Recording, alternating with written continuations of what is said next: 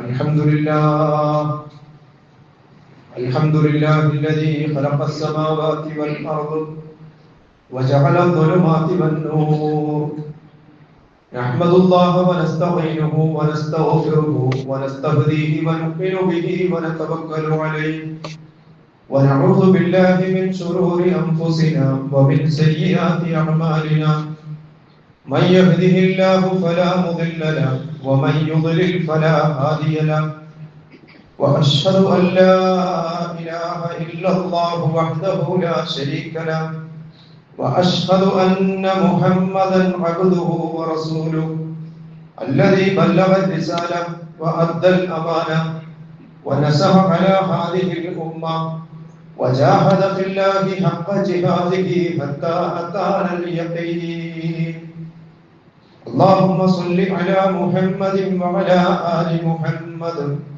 كما صليت على إبراهيم وعلى آل إبراهيم وبارك على محمد وعلى آل محمد كما باركت على إبراهيم وعلى آل إبراهيم في العالمين إنك حميد مجيد أيها الإخوان والأخوات أوصيكم ونفسي أولا بتقوى الله إن أريد إلا الإصلاح ما استطعت وما توفيقي إلا بالله عليه توكلت وإليه أنيب سبحانك اللهم لا علم لنا إلا ما علمتنا إنك أنت العليم الحكيم أعوذ بالله من الشيطان الرجيم بسم الله الرحمن الرحيم ألهاكم التكاثر حتى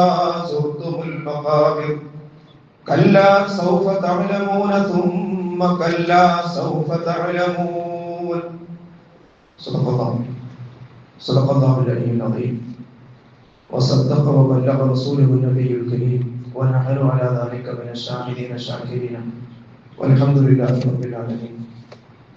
ബഹുമാനിയായ സഹോദരി സഹോദരങ്ങളെ, അല്ലാഹു റബ്ബുൽ ഇസ്സത്തിനെ സൂക്ഷിച്ചും ഭയപ്പെട്ടും പടച്ചറബിന്റെ വിധിവിലക്കുകൾക്ക് ജീവിത ഇടപാടുകളെ മുഴുവനും വിധേയപ്പെടുത്തിയും തഖ്വയുടെ താല്പര്യത്തിനനുസരിച്ച് ജീവിതത്തെ മുന്നോട്ട് നയിക്കാൻ അതീവ ജാഗ്രതയോടുകൂടി പരിശ്രമിക്കണമെന്ന് എന്നെയും നിങ്ങളേവരെയും ഓർമ്മപ്പെടുത്തുകയാണ്, വസിയത്ത് ചെയ്യുകയാണ്. റഹ്മാനും റഹീമുമായ അല്ലാഹു സുബ്ഹാനഹു വ തആല പടച്ചവന്റെ ഇഷ്ടാനിഷ്ടങ്ങൾക്കനുസരിച്ച് ജീവിക്കുന്ന യഥാർത്ഥ സത്യവിശ്വാസികളുടെ കൂട്ടത്തിൽ നമ്മളെ ഉൾപ്പെടുത്തുകയും മരണം അല്ലാഹുവിന്റെ കലിമത്ത് തൗഹീദ് ഉച്ചരിച്ചുകൊണ്ടാവുകയും നാളെ സച്ചരിതരോടൊപ്പം ഉയർത്തെഴുന്നേൽപ്പിക്കപ്പെടുകയും പൂർവോപരി അല്ലാഹു അവന്റെ മുത്തഖീങ്ങളായ അടിയാറുകൾക്ക് വേണ്ടി സജ്ജമാക്കി വെച്ചിട്ടുള്ള സ്വർഗ്ഗം അനന്തരം എടുക്കാൻ അല്ലാഹു നമ്മളെല്ലാവരെയും പ്രാപ്തമാക്കുകയും ചെയ്യുമാറാകട്ടെ. എല്ലാ വെള്ളിയാഴ്ചകളിലും അല്ലാഹുവിന്റെ ഭവനത്തിൽ നമ്മൾ ഇതുപോലെ പതിവായി ഒരുമിച്ച് കൂടാറുണ്ട്. നമ്മുടെ തന്നെ ഇസ്ലാമിക ജീവിതത്തിന് കൂടുതൽ വെളിച്ചം ലഭിക്കാനും നമ്മെ അല്ലാഹുവിന്റെ സ്വർഗത്തിലേക്ക് അടുപ്പിക്കുന്ന കാര്യങ്ങളെ കുറിച്ച് കേൾക്കാനും നരകത്തിൽ നിന്ന് നമ്മെ അകറ്റുന്ന സംഗതികളെ സംബന്ധിച്ച് ചർച്ച ചെയ്യാനുമൊക്കെയാണ് ഈ സമയം നമ്മൾ ചെലവഴിക്കാറുള്ളത്. കൂടി വന്നാൽ ഒരു 50 മിനിറ്റ് സമയമാണ് നമ്മൾ ഈ ആവശ്യാർത്ഥം കൂടി വന്നാൽ മാറ്റി വെക്കാറുള്ളത്. പക്ഷെ ഈ സമയം പോലും പലപ്പോഴും പൂർണ്ണാർത്ഥത്തിൽ ഉദ്ദേശപൂർവം ഈ ഒരു ആവശ്യത്തിനു വേണ്ടി നൽകാൻ നമുക്ക് കഴിയാറില്ല. കാരണം ശരീരം കൊണ്ട് നമ്മൾ ഇവിടെ ഈ സമയം ചെലവഴിക്കുമ്പോഴും നമ്മുടെ മനസ്സിനെ പൂർണ്ണമായും ഇതിനു വേണ്ടി നൽകാൻ നമുക്ക് കഴിയാറുണ്ടോ എന്ന് നമ്മൾ ആലോചിച്ച് നോക്കണം. ഇവിടെ ഈ കുത്തുബ കേട്ടുകൊണ്ടിരിക്കുമ്പോൾ തന്നെ നമ്മളിൽ പലരും ചിന്ത കൊണ്ടും മനസ്സുകൊണ്ടും നമ്മുടെ തന്നെ ദുനിയവിയായ ഐഹിക ജീവിതവുമായി ബന്ധപ്പെട്ട കാര്യങ്ങളിൽ ഏർപ്പെടുന്നതായി നമുക്ക് തന്നെ ആലോചിച്ചാൽ മനസ്സിലാക്കാൻ സാധിക്കും. ശരീരം ഇവിടെ ചെലവഴിക്കുമ്പോഴും നമ്മുടെ മനസ്സ് മറ്റു പലയിടത്തും അലഞ്ഞുകൊണ്ടിരിക്കുന്നു എന്ന് നമ്മൾ ഓരോരുത്തരും നമ്മളെക്കുറിച്ച് തന്നെ ആലോചിച്ചാൽ നമുക്ക് തന്നെ ബോധ്യപ്പെടുന്ന കാര്യമാണ്. പ്രിയമുള്ളവരെ, നമ്മൾ ആലോചിക്കേണ്ടത് എന്തിനെ കുറിച്ചാണ് നമ്മൾ കൂടുതൽ പടച്ചവന്റെ പള്ളിയിൽ ഇരിക്കുമ്പോൾ പോലും നമ്മുടെ ചിന്തയെ അസ്വസ്ഥപ്പെടുത്തിക്കൊണ്ടിരിക്കുന്നത്? എന്തിനെ കുറിച്ചാണ് നമ്മൾ ഏറ്റവും കൂടുതൽ വേവലാതിപ്പെടുത്തിക്കൊണ്ടിരിക്കുന്നത്? നമ്മുടെ ചിന്തയെയും മനസ്സിനെയും ഒക്കെ സ്വാധീനിച്ചു കൊണ്ടിരിക്കുന്ന ഏറ്റവും പ്രധാനപ്പെട്ട സംഗതികൾ എന്തൊക്കെയാണ്? അതിനെക്കുറിച്ച് വേണമല്ലോ നമ്മളൊന്ന് ചിന്തിച്ചു നോക്കുക. അങ്ങനെ ആലോചിച്ചു നോക്കിയാൽ ജീവിതത്തെയും ജീവിത ഇടപാടുകളെയും കുറിച്ചാണ് നമ്മൾ ഏറ്റവും കൂടുതൽ ചിന്തിച്ചു കൊണ്ടിരിക്കുന്നത് എന്ന് നമുക്ക് മനസ്സിലാക്കാൻ സാധിക്കും. ജീവിതത്തിന് വേണ്ടി തന്നെയാണ് നമ്മൾ പരക്കം പാഞ്ഞുകൊണ്ടിരിക്കുന്നതും. നമ്മുടെ നാട്ടിലെ അങ്ങാടികളിലും അതുപോലെ തന്നെ ബസ് സ്റ്റാൻഡുകളിലും റെയിൽവേ സ്റ്റേഷനുകളിലും ഒക്കെ നമ്മൾ നോക്കിയാൽ എല്ലായിടത്തും വമ്പിച്ച തിരക്കാണ്. എല്ലാവരും ജീവിതത്തിന്റെ അത്യാവശ്യങ്ങൾക്ക് വേണ്ടി പരക്കം പാഞ്ഞുകൊണ്ടിരിക്കുകയാണ്.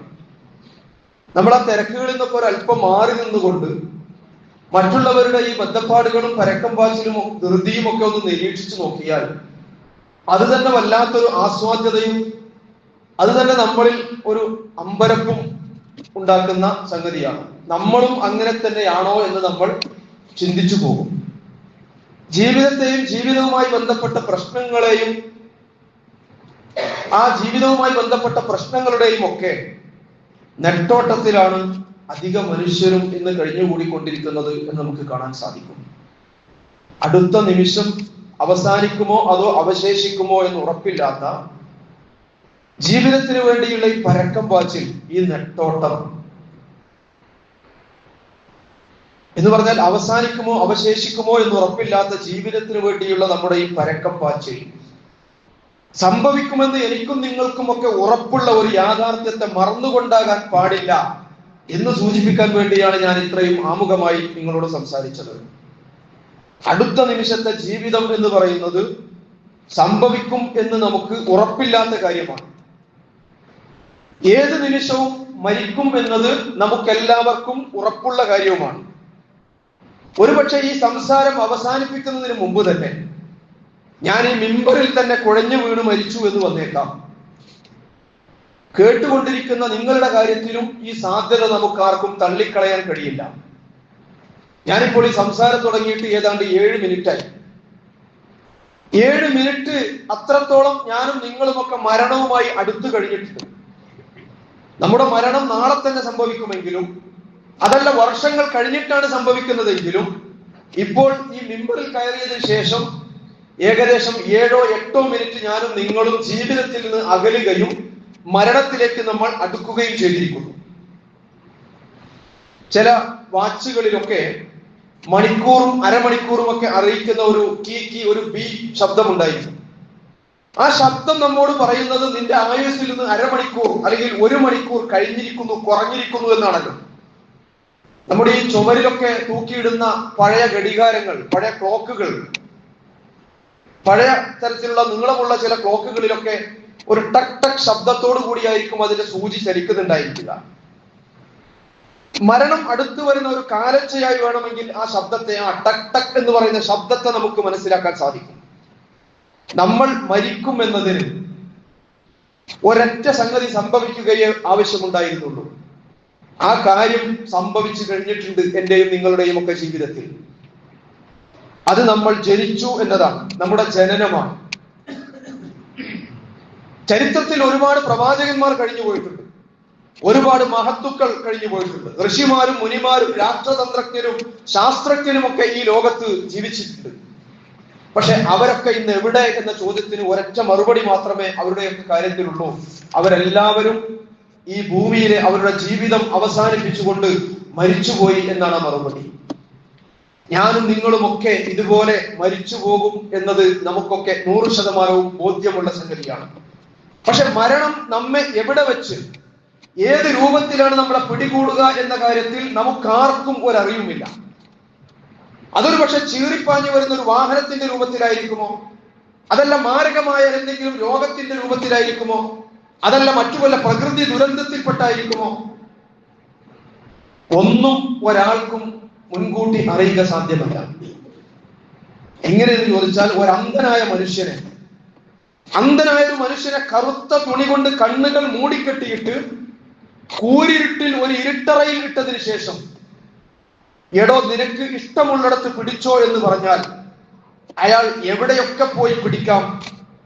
അതുപോലെയാണ് മരണം മനുഷ്യനെ പിടികൂടുന്നത് എന്ന് ചിലപ്പോൾ നമുക്ക് തോന്നാം.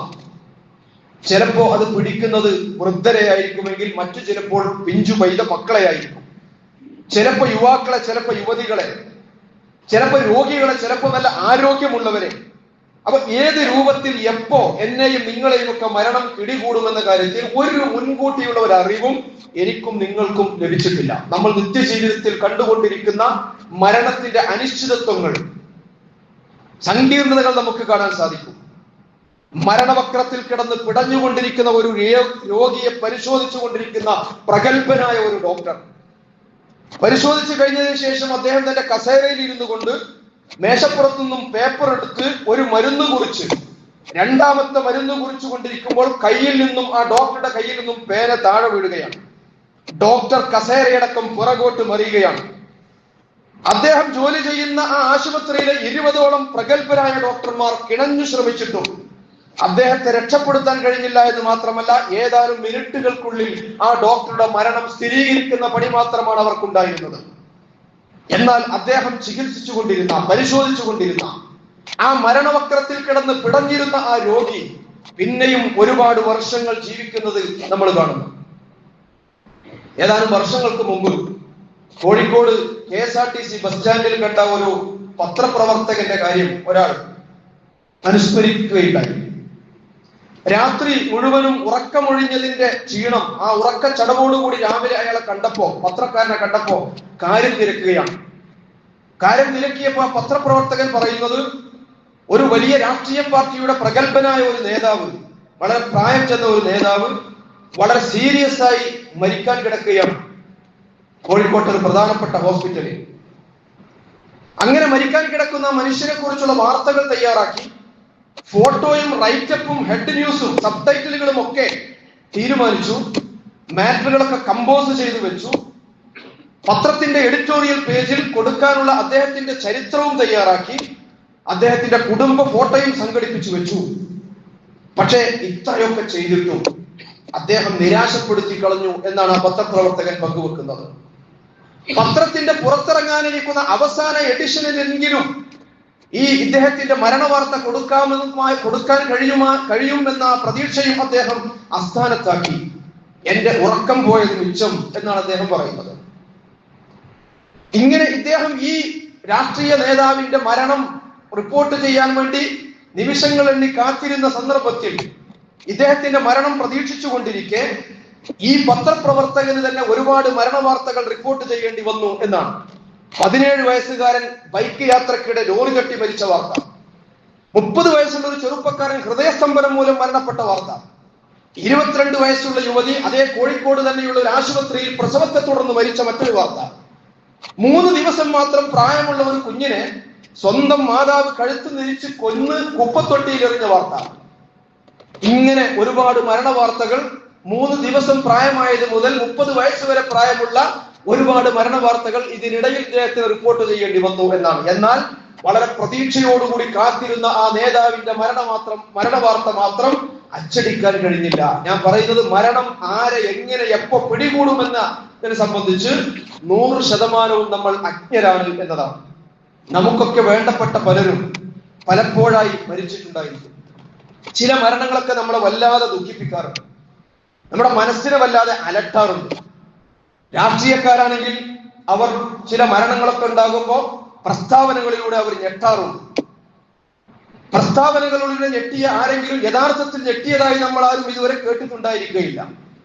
ഞാൻ പറയുന്നത് എത്ര തന്നെ അപ്രതീക്ഷിതമായ മരണമാണെങ്കിലും അതിനെക്കുറിച്ചുള്ള നമ്മുടെ നിലപാട് നമ്മൾ ഒരു വരിയിൽ ഒതുക്കാറുണ്ട്. എന്താണത്? മനുഷ്യന്റെ കാര്യം ഇത്രയേ ഉള്ളൂ എന്നാണ് നമ്മൾ പറയാം. എത്ര അപ്രതീക്ഷിതമായ ഒരു മരണത്തെ നമ്മൾ അറിയുമ്പോഴും നമ്മൾ പറയുന്ന ഒരു വാചകമാണ് മനുഷ്യന്റെ കാര്യം ഇത്രയേ ഉള്ളൂ. പക്ഷെ പലപ്പോഴും ഈ പറയുന്ന മനുഷ്യന്റെ എന്നതിൽ നമ്മൾ പലപ്പോഴും ഉൾപ്പെടാറില്ല എന്നാണ് അതിന്റെ മറ്റൊരു വസ്തുത. എന്റെ കാര്യവും ഇത്രയേ ഉള്ളൂ എന്ന് പലപ്പോഴും നമ്മൾ അത്തരം സന്ദർഭങ്ങളിൽ പോലും ചിന്തിക്കാറില്ല എന്നതാണ്. നമ്മുടെ മരണവും ഇതുപോലെ അപ്രതീക്ഷിതമായി സംഭവിക്കാമല്ലോ.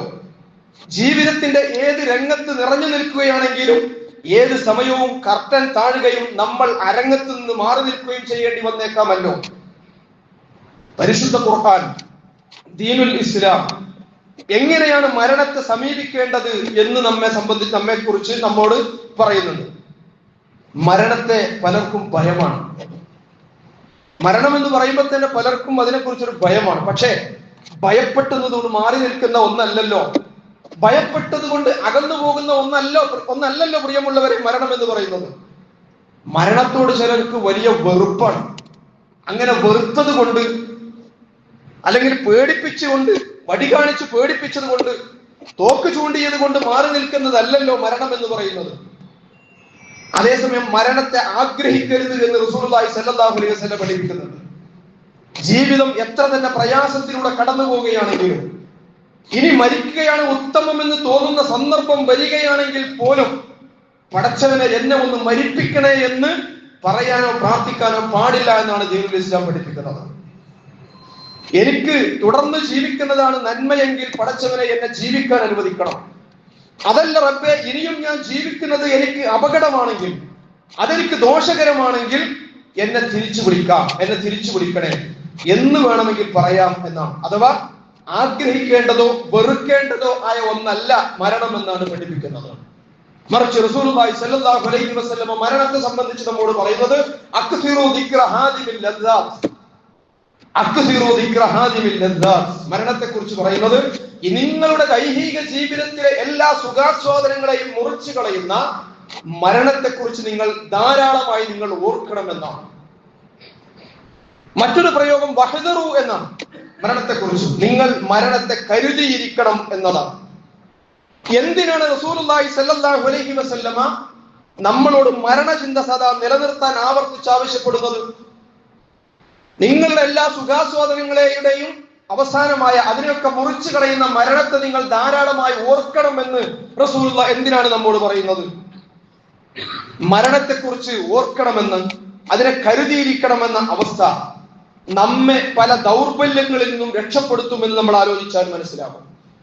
നമ്മെ ഒരുപാട് ദൗർബല്യങ്ങളിൽ നിന്നും രക്ഷപ്പെടുത്താൻ മരണചിന്ത നമ്മളെ സഹായിക്കുമെന്ന് നമ്മൾ ആലോചിച്ചാൽ നമുക്ക് മനസ്സിലാകും. മനുഷ്യന്റെ മനസ്സിനെ ദുർബലമാക്കുന്ന, മനുഷ്യനിൽ നിന്നും മനുഷ്യത്വത്തെ വലിച്ചൂരിക്കളയുന്ന, മനുഷ്യനെ മൃഗമാക്കി അധപ്പതിച്ചു കളയുന്ന ഒരുപാട് ദൗർബല്യങ്ങളുണ്ട് മനുഷ്യന്.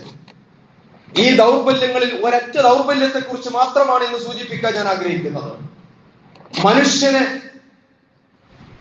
മനുഷ്യത്വം മനുഷ്യനിൽ നഷ്ടപ്പെടുത്തുന്ന, മനുഷ്യനെ മൃഗമാക്കി മാറ്റുന്ന, മനുഷ്യന്റെ ഒരുപാട് നന്മകളിൽ നിന്ന് അവരെ തടയുന്ന ദൗർബല്യങ്ങളിൽപ്പെട്ട ഒന്നാണ് തകാസുർ എന്ന് പറയുന്ന രോഗം എന്ന് പറയുന്നത്. പരസ്പരം പെരുമ നടിക്കുക എന്ന രോഗം. അറ്റമില്ലാതെ വെട്ടിപ്പിടിക്കുക, വെട്ടിപ്പിടിച്ചതൊക്കെ കെട്ടിപ്പൂട്ടി വെക്കുക, ആ വെട്ടിപ്പിടിച്ചതിൽ ഊറ്റം നടിക്കുക, ഭൗതിക സൗകര്യങ്ങളുടെ പേരിൽ ഊറ്റം നടിക്കുക. തോട്ടക്കാരന്റെ നിലപാടിനെ കുറിച്ച് ഖുർആൻ നിരൂപണം ചെയ്യുന്നുണ്ട്. ഞാൻ നിന്നേക്കാൾ ആളും അർത്ഥവും ഉള്ളവനാണ്, അതുകൊണ്ട് ഞാൻ നിന്നേക്കാളും കേമനാണ്, മികച്ചവനാണ്. ഈ സ്വഭാവത്തെയാണ് പരിശുദ്ധ ഖുർആൻ തകാസുർ എന്ന് പറയുന്നത്. പരിശുദ്ധ ഖുർആൻ തകാസുർ എന്ന് പ്രയോഗിക്കുമ്പോൾ അതിന് ഒരുപാട് അർത്ഥതലങ്ങൾ ഉണ്ട് എന്ന് നമ്മൾ മനസ്സിലാക്കണം. നമുക്ക് മനസ്സിലാക്കാൻ കഴിയുന്ന ഒരു അർത്ഥം, ഇത് മുതലാളിത്ത സംസ്കാരത്തിന്റെ ബീജമാണ്, മുതലാളിത്ത സംസ്കാരത്തിന്റെ ജീനാണ് യഥാർത്ഥത്തിൽ തകാസുർ എന്ന് പറയുന്നത്. ഈ ദൗർബല്യത്തെ, മനുഷ്യന്റെ മനുഷ്യത്വത്തെ നശിപ്പിക്കുന്ന ഈ മൗലിക ദൗർബല്യത്തിന്റെ അടിവേര് പിഴുതെറിയണമെങ്കിൽ മനുഷ്യനിൽ മരണചിന്ത അനിവാര്യമാണ് എന്നാണ് ദീനുൽ ഇസ്ലാം പഠിപ്പിക്കുന്നത്. അൽഹാക്കുമുത് തകാസുർ. പടച്ചറപ്പ് മനുഷ്യന്റെ കാര്യത്തിൽ ഒരു സ്റ്റേറ്റ്മെന്റ് പറയുകയാണ്. മനുഷ്യനെ കുറിച്ച് പടച്ചറപ്പ് ഒരു സ്റ്റേറ്റ്മെന്റ് പുറത്തിറക്കുകയാണ്. അൽഹാക്കുമുത് തകാസുർ. തകാസുർ എന്ന് പറയുന്ന രോഗം നിങ്ങളെ അശ്രദ്ധയിൽ അകപ്പെടുത്തിയിരിക്കുന്നു. എന്തിനെ കുറിച്ച് അശ്രദ്ധയിൽ അകപ്പെടുത്തിയിരിക്കുന്നു എന്ന് അല്ലാഹു സുബ്ഹാനഹു വ തആല പ്രത്യേകമായി എടുത്തു പറയുന്നില്ല. അത് പറയേണ്ട കാര്യവുമില്ല എന്ന് നമ്മൾ തിരിച്ചറിയണം. എന്തിനെ കുറിച്ചാണോ യഥാർത്ഥത്തിൽ മനുഷ്യൻ ചിന്തിക്കേണ്ടിയിരുന്നത്, ഒരു മനുഷ്യന്റെ യഥാർത്ഥ ചിന്തയും ശ്രദ്ധയും ഏത് ഭാഗത്തേക്കാണോ തിരിഞ്ഞു നിൽക്കേണ്ടിയിരുന്നത്, അതിൽ നിന്നും അവൻ മുഖം തിരിച്ചിരിക്കുന്നു, അതിൽ നിന്നും അവൻ അശ്രദ്ധനായിരിക്കുന്നു എന്നാണ്. ഈ അശ്രദ്ധ എവിടെ വരെ പോകും? ഹത്താ ദുർത്തുമുൽ മഖാബിർ. ഈ അശ്രദ്ധ ഖബറിടം സന്ദർശിക്കുവോളം നിന്നെ പിന്തുടരും എന്നാണ്. ഈ തകാസുർ എന്ന് പറയുന്ന രോഗം ഒരാളിൽ ഉണ്ടാകുമ്പോഴാണ് മുതലാളിത്ത സംസ്കാരം, മുതലാളിത്ത പ്രവണത അയാളിൽ വന്നു ചേരുന്നത്. ഈ തകാസുർ എന്ന് പറയുന്ന രോഗം വ്യക്തികളിൽ നിന്നും കുടുംബങ്ങളിലേക്കും, അങ്ങനെ കമ്പനികളിലേക്കും രാഷ്ട്രങ്ങളിലേക്കും, പിന്നെ ബഹുരാഷ്ട്ര കുത്തകകളിലേക്കുമൊക്കെ വളർന്ന് വലുതായി ആധിപത്യം നേടുകയും ഈ ആധിപത്യം ഇന്ന് ലോകത്തെ തന്നെ നശിപ്പിക്കുകയും ചെയ്തുകൊണ്ടിരിക്കുന്നു എന്ന് നമുക്ക് മനസ്സിലാക്കാൻ സാധിക്കും. ഇന്ന് ലോകത്തെ കീഴ്പ്പെടുത്തിക്കൊണ്ടിരിക്കുന്ന ഒരു വലിയ രോഗം എന്ന് പറയുന്നത് ഈ പറഞ്ഞ മുതലാളിത്ത സംസ്കാരമാണ്. ഈ വൃത്തികെട്ട മുതലാളിത്ത സംസ്കാരത്തിന്റെ, സാമ്രാജ്യത്വ സംസ്കാരത്തിന്റെ വിത്ത്, ബീജം, അടിസ്ഥാനം എന്ന് പറയുന്നത് മനുഷ്യ മനസ്സിലുണ്ടാകുന്ന ഈ തകാസുർ എന്ന് പറയുന്ന രോഗമാണ്. അതുകൊണ്ട് ആ തകാസുർ എന്ന് പറയുന്ന രോഗത്തെ അവിടെ വെച്ച് തന്നെ അടിവേരെടുത്ത് മാറ്റേണ്ടതുണ്ട്, അവിടെ വെച്ച് തന്നെ പിഴുതു മാറ്റേണ്ടതുണ്ട് എന്നാണ് ദീനുൽ ഇസ്ലാം നമ്മളെ പഠിപ്പിക്കുന്നത്. ഭൗതിക മുതലാളിത്തത്തെ പട്ടാള ക്യാമ്പിൽ വെച്ച് കൈകാര്യം ചെയ്യാമെന്ന് ധരിച്ചവരുണ്ടായിരുന്നു ചരിത്രത്തിൽ. പക്ഷേ അവർക്ക് വിജയിക്കാനായിട്ടില്ല. വ്യവസായശാലകളിൽ വെച്ചും കൃഷിയിടങ്ങളിൽ വെച്ചും മുതലാളിത്തത്തിന്റെ വേരറുക്കാമെന്ന് വിചാരിച്ചുകൊണ്ട് അരിവാളെടുത്തവരുണ്ടായിരുന്നു മുമ്പ്. പക്ഷേ അവർക്ക് വിജയിക്കാൻ കഴിഞ്ഞില്ല എന്ന് മാത്രമല്ല, പലപ്പോഴും ഈ മുതലാളിത്ത രോഗത്തിന് സ്വന്തം ശരീരത്തെ തന്നെ വിട്ടുകൊടുക്കേണ്ടി വന്ന അവസ്ഥയാണ് അവർക്ക് സംഭവിച്ചത്. മുതലാളിത്തത്തെ ഏത് പോയിന്റിലാണ് കൈകാര്യം ചെയ്യേണ്ടത് എന്ന വിഷയത്തിൽ അവർക്ക് തെറ്റുപറ്റുകയാണ് സംഭവിച്ചത് എന്ന് നമ്മൾ മനസ്സിലാക്കണം. ദീനുൽ ഇസ്ലാം പറയുന്നത് മുതലാളിത്ത സംസ്കാരത്തിന്റെ ജീൻ എന്ന് പറയുന്നത്, മുതലാളിത്ത സംസ്കാരത്തിന്റെ വിത്ത് എന്ന് പറയുന്നത് തകാസുറായതുകൊണ്ട്, ഈ അടിവേര് മനുഷ്യ മനസ്സിൽ കുടികൊള്ളുന്നത് കൊണ്ട് അവിടെയാണ് പണിയെടുക്കേണ്ടത് എന്നാണ്. മനുഷ്യ ഹൃദയത്തിൽ നിന്നാണ് ഈ വേരറുത്ത് മാറ്റേണ്ടത് എന്നാണ് ദീനുൽ ഇസ്ലാം പഠിപ്പിക്കുന്നത്. അതിനുള്ള മാർഗമായിട്ടാണ് പറയുന്നത് മരണചിന്ത നിങ്ങൾ നിലനിർത്തണമെന്ന്. ഈ തകാസുർ ആരംഭിക്കുന്നത് പലപ്പോഴും മനുഷ്യന്റെ അറ്റമില്ലാത്ത മോഹങ്ങളിൽ നിന്നും ആഗ്രഹങ്ങളിൽ നിന്നുമാണ്. മോഹങ്ങളും ആഗ്രഹങ്ങളും ഒക്കെ നമുക്ക് എല്ലാവർക്കുമുണ്ട്. ഒരൊറ്റ മനുഷ്യന്റെ മനസ്സിലെ ആഗ്രഹങ്ങൾക്കെങ്ങാനും ശബ്ദമുണ്ടാകുമായിരുന്നുവെങ്കിൽ, ഒരു മനുഷ്യന്റെ മനസ്സിനുള്ളിലെ ആഗ്രഹങ്ങൾക്ക് ശബ്ദമുണ്ടാകുമായിരുന്നുവെങ്കിൽ ഈ ലോകത്ത് ഒരു മനുഷ്യനും ജീവിക്കാൻ സാധ്യമല്ലാത്ത വിധം ലോകം ശബ്ദമുഖരിതമാകുമായിരുന്നു എന്ന് നമുക്ക് കാണാൻ സാധിക്കും. ഒരു മനുഷ്യന്റെ മനസ്സിലെ ആഗ്രഹങ്ങൾക്ക് ഭാരമുണ്ടായിരുന്നുവെങ്കിൽ ഒരുപക്ഷെ ഈ ഭൂമി തന്നെ പാതാളത്തിലേക്ക് ആണ്ടുപോകുമായിരുന്നു എന്ന് വേണമെങ്കിൽ നമുക്ക് ചിന്തിക്കാം. അത്രയധികം ആഗ്രഹങ്ങളും മോഹങ്ങളുമാണ് ഓരോ മനുഷ്യന്റെയും മനസ്സിൽ കുന്നുകൂടി കിടക്കുന്നത്. നമ്മുടെ തന്നെ വ്യക്തി ജീവിതത്തെ സംബന്ധിച്ച്, നമ്മുടെ തൊഴിലിനെ സംബന്ധിച്ച്, കച്ചവടത്തെ സംബന്ധിച്ച്, കൃഷിയെക്കുറിച്ച്, നമ്മുടെ വീടിനെ കുറിച്ച്, നമ്മുടെ ഇണകളെ സംബന്ധിച്ച്, നമ്മുടെ മക്കളെ കുറിച്ച്, നമ്മുടെ ഭാവിയെ കുറിച്ച്, സാമ്പത്തിക നേട്ടങ്ങളെ കുറിച്ച്, ഭൗതിക സൗകര്യങ്ങൾ വർദ്ധിപ്പിക്കുന്നതിനെ സംബന്ധിച്ച് ഇങ്ങനെ 100,000 ആഗ്രഹങ്ങൾ അട്ടിക്കട്ടിയായി മനുഷ്യ മനസ്സിൽ അടുക്കി വെക്കപ്പെട്ടിരിക്കുകയാണ്. നമ്മളൊക്കെ പലപ്പോഴും കടൽ സന്ദർശിക്കാറുണ്ട്, കടൽ കാണാറുണ്ട്. കടലിന്റെ തീരത്ത് നമ്മൾ ചെന്ന് നിന്നാൽ ഒരുപാട് തിരകൾ നമ്മൾ കാണും, ഓളങ്ങൾ. ഈ തിരകളെ പോലെയാണ് മനുഷ്യ മനസ്സുകളിലെ ആഗ്രഹങ്ങൾ, ഒന്നിനു പിറകെ ഒന്നായി വന്നുകൊണ്ടിരിക്കും. ഒന്ന് കരക്കടിയുമ്പോൾ മറ്റൊരുപാട് തിരകൾ കടലിൽ രൂപപ്പെട്ടു വരുന്നത് പോലെ. ഒരു സൈക്കിൾ ഇല്ലാത്ത ഒരു ചെറുപ്പക്കാരൻ ഒരു സൈക്കിൾ കിട്ടിയെങ്കിൽ എന്ന് ആഗ്രഹിക്കുന്നു. സൈക്കിൾ ഓടിച്ച് 4 ദിവസം കഴിയുമ്പോൾ അദ്ദേഹം ആഗ്രഹിക്കുന്നത് സൈക്കിളിന് പകരം ബൈക്ക് കിട്ടിയെങ്കിൽ എത്ര നന്നായിരുന്നു. ആ ബൈക്ക് ഓടിച്ചതിന്റെ സുഖം ഇങ്ങനെ അനുഭവിക്കുമ്പോഴാണ് മഴയത്തും വെയിലത്തും ഒക്കെ ഈ ബൈക്കിൽ യാത്ര ചെയ്യുന്നത് ഒരുപാട് ബുദ്ധിമുട്ട്. ഒരു ചെറിയ കാറ് കിട്ടിയാൽ എത്ര നന്നായിരുന്നു. അങ്ങനെ ഒരു ചെറിയ കാറ് കിട്ടിയാൽ ഇതിന്റെ അസൗകര്യങ്ങളെ കുറിച്ചാണ് പിന്നീട് ചിന്തിക്കുന്നത്. കുറെ കൂടി സൗകര്യമുള്ള, കുറെ കൂടി ഓപ്ഷൻ ഉള്ള, കുറച്ചും കൂടി നല്ല വില കൂടിയ വാഹനം കിട്ടിയാൽ നന്നായിരുന്നു. ഇങ്ങനെ അറ്റമില്ലാത്ത ആഗ്രഹങ്ങൾ തകാസുറിന്റെ അടിസ്ഥാനമായി വർത്തിക്കുന്നത് അതാണ്. ഈ ആഗ്രഹങ്ങളൊക്കെ തെറ്റാണെന്ന് ഒരിക്കലും നമുക്ക് പറയാൻ കഴിയുന്നില്ല. ഇസ്ലാം അങ്ങനെ പറയുന്നില്ല. ലൈസ അലൈക്കും ജുനാഹുൻ അൻ തബ്തഗു ഫദ്ലൻ മിർ റബ്ബിക്കും എന്നാണ് ഇസ്ലാമിന്റെ നിലപാട്. അള്ളാഹുവിന്റെ ഔദാര്യം അന്വേഷിക്കുക എന്നത് നിങ്ങളെ സംബന്ധിച്ചിടത്തോളം നിങ്ങൾക്ക് കുറ്റമുള്ള ഒരു കാര്യമേ അല്ല. ആഗ്രഹിക്കുക, മോഹിക്കുക, മോഹിച്ചത് നേടാൻ വേണ്ടി പരിശ്രമിക്കുക എന്നത് ഒരിക്കലും ഒരു തെറ്റായിട്ട് ദീനുൽ ഇസ്ലാം പഠിപ്പിക്കുന്നില്ല. മാത്രവുമല്ല, അല്ലാഹു സുബ്ഹാനഹു വ തആല കടൽ നമുക്ക് അധീനപ്പെടുത്തി തന്നതിനെ കുറിച്ചും കടലിൽ കപ്പലോട്ടാൻ സൗകര്യം ചെയ്തതിനെ കുറിച്ചൊക്കെ പറഞ്ഞപ്പോ പരിശുദ്ധ ഖുർആൻ സൂചിപ്പിക്കുന്നത് വഹുവല്ലദീ സഖറൽ ബഹറ ലിതൽകുലു മിൻഹു ലഹമൻ ത്വരിയ വമിൻ റഹ്മത്തിഹി ജഅല ലക്കുമുൽ ലൈല വന്നഹാറ ലിതസ്കുനു ഫീഹി വലിതബ്തഗു മിൻ ഫളലി വതറൽ ഫുൽക മവാഖിറ ഫീഹി വലിതബ്തഗു മിൻ ഫളലി. കപ്പൽ സമുദ്രത്തിന്റെ വിരിമാറ് കീറി മുറിച്ചുകൊണ്ട് സഞ്ചരിക്കുന്ന നിങ്ങൾ കാണുന്നില്ലേ? നിങ്ങൾ അല്ലാഹുവിന്റെ ഔദാര്യം തേടുന്നതിനും അതുപോലെ തന്നെ തസ്തഖ്രിജൂന മിൻഹു ഹിലിയതൻ തൽബസൂനഹ, നിങ്ങൾ അതിൽ നിന്നും അലങ്കാര വസ്തുക്കൾ ശേഖരിക്കുന്നതിന്, നിങ്ങൾ അതിൽ നിന്നും ലഹമൻ ത്വരിയൻ പുതുമാംസം ഭക്ഷിക്കുന്നതിന്. അപ്പൊ ഈ ഔദാര്യം അന്വേഷിക്കുവാനുള്ള ആഹ്വാനം നമ്മൾ ഈ സൂറത്ത് ജുമുഅ എന്ന് പറയുന്ന അധ്യായമുണ്ട് ഖുർആനിൽ. ജുമുഅ നമസ്കാരം കഴിഞ്ഞ് നിങ്ങൾ പള്ളിയിൽ തന്നെ ചടഞ്ഞുകൂടിയിരിക്കേണ്ടതില്ല. ഫൈദാ ഖുദിയത്തി സ്വലാത്തു ഫൻതശിറു ഫിൽ അർദ് വബ്തഗൂ മിൻ ഫദ്ലില്ലാഹ്. വെള്ളിയാഴ്ച ദിവസം അങ്ങനെ പള്ളിയിൽ ചടഞ്ഞുകൂടിയിരുന്ന് ഇന്നത്തെ ദിവസം പള്ളിയിൽ തന്നെ കഴിഞ്ഞുകൂടാമെന്ന് നിങ്ങൾ ആരും ചിന്തിക്കേണ്ട. നമസ്കാരം കഴിഞ്ഞാൽ നിങ്ങൾ ഭൂമിയിൽ വ്യാപരിച്ചു കൊള്ളുക, അള്ളാഹുവിന്റെ ഔദാര്യം തേടിക്കൊള്ളുക എന്ന് പറയുന്നുണ്ട്. അഥവാ ആഗ്രഹങ്ങളെയും മോഹങ്ങളെയും വിലക്കുകയല്ല ഇസ്ലാം ചെയ്തത്, മറിച്ച് അവയെ പ്രോത്സാഹിപ്പിക്കുകയാണ്. മനുഷ്യരിൽ ആഗ്രഹങ്ങളും മോഹങ്ങളും ഉണ്ടായത് കൊണ്ടാണല്ലോ നാഗരികതകളും സാങ്കേതിക വിദ്യകളും ഒക്കെ വളർന്നു വികസിച്ചത്. അല്ലെങ്കിൽ മനുഷ്യൻ ഇന്ന് നേടിയ ഒരുപാട് നേട്ടങ്ങൾ അവന് കൈവരിക്കാൻ സാധിക്കുമായിരുന്നില്ല.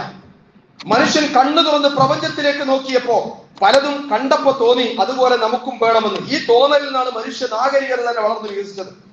ഞാൻ പോകുന്നത് മറ്റൊരു പോയിന്റിലേക്കാണ്. പക്ഷികൾ അന്തരീക്ഷത്തിൽ പറക്കുന്നത് കണ്ടപ്പോ അതുപോലെ പറക്കണമെന്ന ആഗ്രഹത്തിനാണല്ലോ വിമാനങ്ങൾ കണ്ടുപിടിക്കുന്നത്. കടലിൽ മത്സ്യങ്ങൾ നീന്തി തുടിക്കുന്നത് കാണുമ്പോ ഇതുപോലെ നമുക്കും കഴിഞ്ഞെങ്കിൽ എന്ന ആഗ്രഹത്തിനാണല്ലോ കപ്പലുകളും മുങ്ങിക്കപ്പലുകളും ഉണ്ടാകുന്നത്. അങ്ങകലെ താമസിക്കുന്ന ആളുമായി ഒന്ന് സംസാരിക്കണമെന്ന തോന്നലിനാണല്ലോ ടെലിഫോണുകൾ ഉണ്ടാകുന്നത്. പിന്നെ യാത്ര ചെയ്യുമ്പോൾ സംസാരിക്കാനല്ലോ മൊബൈൽ ഫോണുകൾ കണ്ടുപിടിക്കുന്നത്. ഞാൻ പറഞ്ഞത് ലോകത്ത് നടന്നുകൊണ്ടിരിക്കുന്ന കാര്യങ്ങൾ അപ്പോൾ അറിയാനുള്ള മനുഷ്യന്റെ ആഗ്രഹമാണല്ലോ ഇൻഫർമേഷൻ ടെക്നോളജിയുടെ വമ്പിച്ച വികാസത്തിന് വഴിതെളിച്ചത്. ഇതുപോലെ പല പുതിയ സാങ്കേതിക വിദ്യകളെ കുറിച്ചും ഇന്നും മനുഷ്യൻ ചിന്തിച്ചുകൊണ്ടിരിക്കുകയാണ്. ഇപ്പോ ദൂരെയുള്ള ആളുകളെ കണ്ടുകൊണ്ട് സംസാരിക്കാൻ കഴിയുന്നുണ്ടെങ്കിൽ ഇപ്പൊ ഏറ്റവും പുതിയ ഗവേഷണം നടന്നുകൊണ്ടിരിക്കുന്നത് എങ്ങനെ ശാരീരികമായി തന്നെ ഉദ്ദേശിക്കുന്ന അകലെയുള്ളവരുമായി ബന്ധപ്പെടാമെന്നതിനെ സംബന്ധിച്ചാണ്. ഒരു സ്കാനിങ് മെഷീൻ പോലെയുള്ള ഒരു സാധനം, അതിൽ മനുഷ്യൻ പ്രവേശിക്കുന്നു. അങ്ങനെ പോകാനുള്ള ഭാഗത്തേക്കുള്ള നമ്പർ ഡയൽ ചെയ്യുന്നു. ഉടനെ തന്നെ നമ്മുടെ ശരീരമാകുന്ന ഭൗതിക പദാർത്ഥം ഊർജമായി ട്രാൻസ്ഫർ ചെയ്യപ്പെടുകയും ആ ഊർജം തരംഗങ്ങളായി അങ്ങ് ഉപഗ്രഹത്തിലേക്ക് പോവുകയും അവിടെ നിന്നും എവിടെയാണോ നമുക്ക് എത്തേണ്ടത് അവിടെ ഡീകോഡിലൂടെ താഴെ വരുന്നു. ഒരു ദിവസം അവിടെ താമസിച്ച് തിരിച്ചു വരുന്ന ഇങ്ങനെയുള്ള അത്യന്തം പുതിയ ഒരു സംവിധാനത്തെ കുറിച്ച് കൂടി മനുഷ്യൻ ചിന്തിച്ചുകൊണ്ടിരിക്കുകയാണ്. ഞാൻ സൂചിപ്പിച്ചു വന്നത് ആഗ്രഹങ്ങളും മോഹങ്ങളും മനുഷ്യനിൽ ഉണ്ടായപ്പോഴാണ് മനുഷ്യ നാഗരികതകളും സാങ്കേതിക വിദ്യകളും വളർന്നതും പന്തലിച്ചതും എന്നാണ്. പിന്നെ എവിടെയാണ് പ്രിയമുള്ളവരെ ആഗ്രഹങ്ങൾ തകാസുറായി മാറുന്നത്? ഈ ഒരൊറ്റ പോയിന്റ് മാത്രമാണ് ഞാൻ സൂചിപ്പിക്കുന്നത്. എവിടെയാണ് നമ്മുടെ ആഗ്രഹങ്ങളും മോഹങ്ങളും ഒക്കെ ഈ മനുഷ്യനെ അവന്റെ യഥാർത്ഥ ശ്രദ്ധയിൽ നിന്നും തെറ്റിക്കുന്ന ഈ തക്കാസുറായി മാറിയത് എവിടെയാണ്? ഒരു വ്യക്തിയുടെ ആഗ്രഹ പൂർത്തീകരണം, നമ്മളാകുന്ന വ്യക്തിയുടെ ആഗ്രഹ പൂർത്തീകരണം സമൂഹത്തിലെ മറ്റുള്ളവരുടെ അവകാശങ്ങൾ നിഷേധിക്കുന്നിടത്തേക്ക് മാറുക, അതോടൊപ്പം പടച്ചവനോടുള്ള ധിക്കാരമായി മാറുന്നിടത്താണ് നേരത്തെ പറഞ്ഞ മുതലാളിത്ത സംസ്കാരത്തെ ഇസ്ലാം എതിർക്കുന്നത് നമ്മൾ മനസ്സിലാക്കണം. ഇത്തരം അവകാശ നിഷേധങ്ങളിലേക്കും അതുപോലെ തന്നെ അള്ളാഹുവിന്റെ വിധിവിലക്കുകളെ ധിക്കരിക്കുന്നിടത്തേക്കും മനുഷ്യന്റെ ആഗ്രഹങ്ങളും മോഹങ്ങളും മാറുമ്പോഴാണ് അത് തക്കാസുറായി മാറുന്നത്, അല്ലെങ്കിൽ മുതലാളിത്ത സംസ്കാരത്തിന്റെ ബീജമായി മാറുന്നത്. അതിന്റെ അടിവേറക്കുവാനാണ് ഇസ്ലാം നമ്മോട് ആവശ്യപ്പെടുന്നത്. ആഗ്രഹങ്ങൾക്കും മോഹങ്ങൾക്കുമൊക്കെ ഒരു ക്രമം ഉണ്ടാകണമെന്നതാണ്. ആ ക്രമം തെറ്റുമ്പോഴാണ് പലപ്പോഴും ഈ മോഹങ്ങൾ തക്കാസുറായി മാറുന്നത്. എന്താണ് ആ ക്രമം? നമ്മുടെ ജീവിതത്തിലെ ഏറ്റവും വലിയ ആഗ്രഹം എന്താകണം? ഒരു വിശ്വാസിയുടെ ജീവിതത്തിലെ ഏറ്റവും വലിയ മോഹം എന്താകണം? അത് അള്ളാഹുവിന്റെ തൃപ്തിയും പടച്ചവന്റെ സ്വർഗവുമാകണം. അള്ളാഹുവിന്റെ തൃപ്തി, അള്ളാഹുവിന്റെ സ്വർഗപ്രവേശം. ഈ ഒരു ആഗ്രഹത്തിന് താഴെ എന്റെ ജീവിതത്തിന്റെ സാക്ഷാൽ ലക്ഷ്യം, എന്റെ ആയുസ് കൊണ്ട് എനിക്ക് എത്തിച്ചേരാനുള്ളത്, അള്ളാഹു എനിക്ക് നൽകിയിട്ടുള്ള കഴിവുകൾ കൊണ്ട്, പടച്ചവൻ എനിക്ക് നൽകിയിട്ടുള്ള അനുഗ്രഹങ്ങൾ കൊണ്ട് എനിക്ക് എത്തിച്ചേരാനുള്ളത് എവിടെയാണ്? അത് അള്ളാഹുവിന്റെ സ്വർഗത്തിലാണ്. പടച്ചവന്റെ തൃപ്തിയാണ് നേടിക്കൊണ്ടാണ് ആ സ്വർഗത്തിലേക്ക് എനിക്ക് സഞ്ചരിക്കാൻ കഴിയേണ്ടത്. ഈ അള്ളാഹുവിന്റെ തൃപ്തിയും പടച്ചവന്റെ സ്വർഗവും ഇത് നമ്മുടെ ആഗ്രഹങ്ങളുടെ ഏറ്റവും മുകളിൽ നിൽക്കേണ്ട ആഗ്രഹമാണ്. ഈ ആഗ്രഹത്തിന് താഴെ, ഈ മോഹത്തിന് കീഴിൽ ഏത് ആഗ്രഹത്തെ ക്രമീകരിച്ചാലും നമ്മൾ തക്കാത്തുവിന് അടിപ്പെടുകയില്ല. പടച്ചവന്റെ പ്രീതിയും സ്വർഗപ്രവേശനവും എന്ന ആ പരമമായ മോഹത്തിന് കീഴെ മാത്രം, അതിന്റെ താഴെ മാത്രം മറ്റെല്ലാ മോഹങ്ങളെയും അടുക്കി വെക്കുവാൻ എനിക്കും നിങ്ങൾക്കും കഴിയേണ്ടതുണ്ട്. എന്ന് പറഞ്ഞാൽ അള്ളാഹുവിന്റെ തൃപ്തിക്ക് വിരുദ്ധമായ, പടച്ചവന്റെ തൃപ്തി ലഭിക്കാത്ത ഒന്നും നമ്മുടെ ജീവിതത്തിലേക്ക് കടന്നു വരാൻ നമ്മൾ അനുവദിക്കുകയില്ല. പടച്ചവന്റെ സ്വർഗത്തിലേക്കുള്ള വഴിദൂരം വർദ്ധിപ്പിക്കുന്ന ഒന്നും നമ്മുടെ ജീവിതത്തിലേക്ക് വരാൻ നമ്മൾ അനുവദിക്കുകയില്ല. ഈ പരമപ്രധാനമായ മോഹത്തെ മാറ്റിവെക്കുകയും ആ സ്ഥാനത്ത് മറ്റു പല മോഹങ്ങൾ കടന്നു വരികയും അങ്ങനെ അത്തരം മോഹങ്ങളിൽ നമ്മുടെ ഹൃദയവും ചിന്തയും അധ്വാനവും കുരുക്കിയിടപ്പെടുകയും ചെയ്യുമ്പോഴാണ് ഈ തകാസുർ എന്ന രോഗം നമ്മൾ പിടിപെടുകയും നമ്മൾ നിരാശ കടിപ്പെടുകയും ചെയ്യുക എന്ന് നമ്മൾ മനസ്സിലാക്കണം. യഥാർത്ഥ ജീവിത ലക്ഷ്യത്തെക്കുറിച്ച് നാം അശ്രദ്ധരായി തീരുകയും അത് നമ്മുടെ തന്നെ നാശകാരണമായി തീരുകയും ചെയ്യുന്നത് എന്ന് നമ്മൾ മനസ്സിലാക്കണം. പ്രിയമുള്ളവരെ, നമ്മൾ എന്തൊക്കെ ആഗ്രഹിച്ചാലും, നമ്മൾ എത്ര തന്നെ മോഹിച്ചാലും, അതിനുവേണ്ടി എത്രയൊക്കെ നമ്മൾ പരിശ്രമിച്ചാലും പണിയെടുത്താലും, അങ്ങനെ എന്തൊക്കെ നമ്മൾ നേടിയാലും വെട്ടിപ്പിടിച്ചാലും അതൊക്കെയും ഹത്താ സുർത്തുൽ മഖാബിർ, കബറിടം സന്ദർശിക്കുമ്പോഴും മാത്രമേ അതൊക്കെ ബാക്കിയാകൂ, അതൊക്കെ ഉണ്ടാവുകയുള്ളൂ എന്ന് നമ്മൾ തിരിച്ചറിയണം. അതേസമയം അള്ളാഹുവിനെയും പരലോകത്തെയും അഥവാ പടച്ചവനെയും പരലോകത്തെയും പിറകിലാക്കിക്കൊണ്ട് പിന്തള്ളിക്കൊണ്ട് നമ്മൾ ഇവിടെ എന്തൊക്കെ നേടിയാലും അതിനപ്പുറത്തേക്ക് ഒരു ഉപകാരവും അതുകൊണ്ട് നമുക്ക് ഉണ്ടാവുകയില്ല എന്ന് മാത്രമല്ല, ആത്യന്തികമായ വിശകലനത്തിൽ അത് നമ്മുടെ തന്നെ നാശകാരണമായി തീരുകയാണ് ചെയ്യുക എന്ന് നമ്മൾ മനസ്സിലാക്കണം. അതുകൊണ്ട് മരണമെന്ന മറക്ക് പിന്നിൽ വരാനിരിക്കുന്ന ബർസഖി ജീവിതത്തിലും ആഖിറത്തിലെ അനശ്വരമായ ജീവിതത്തിലും അത്തരം ചിന്തകൾ നമ്മുടെ നാശകാരണമായി തീരാതിരിക്കണമെങ്കിൽ നമ്മുടെ എല്ലാ മോഹങ്ങൾക്കും അപ്പുറത്ത്, നമ്മുടെ എല്ലാ ആഗ്രഹങ്ങൾക്കും അപ്പുറത്ത്, അത് പരമപ്രധാനമായ മോഹവും ആഗ്രഹവുമായി പടച്ചവന്റെ പ്രീതി, അള്ളാഹുവിന്റെ സ്വർഗം എന്ന ആ ഒരു ലക്ഷ്യത്തെ ഫോക്കസ് ചെയ്യാൻ എനിക്ക് നിങ്ങൾക്കും സാധിക്കണം. അല്ലാഹു സുബ്ഹാനഹു വ തആല ആ രീതിയിൽ നമ്മുടെ ആയുസ് കൊണ്ട്, നമ്മുടെ ആരോഗ്യം കൊണ്ട്, നമ്മുടെ സമയവിനിയോഗം കൊണ്ട്, നമ്മുടെ അനുഗ്രഹങ്ങളുടെ ഉപയോഗപ്പെടുത്തലുകൾ കൊണ്ട് ആത്യന്തികമായി നമുക്ക് നേടാനുള്ളതിൽ നിന്നും അശ്രദ്ധരാക്കുന്ന മറ്റെല്ലാ മോഹങ്ങളെയും അതിന് താഴെ മാത്രം വെക്കുന്ന ഒരു ജീവിത ക്രമത്തിലൂടെ മുന്നോട്ട് പോകുവാൻ, അതുവഴി നമ്മുടെ യഥാർത്ഥ ജീവിത ലക്ഷ്യം നേടിയെടുക്കുവാൻ റബ്ബ് സുബ്ഹാനഹു വ തആല നമുക്ക് എല്ലാവർക്കും തൗഫീഖ് നൽകി അനുഗ്രഹിക്കുമാറാകട്ടെ. അഖൂലു ഖൗലി ഹാദാ അസ്തഗ്ഫിറുല്ലാഹ ലി വ ലക്കും.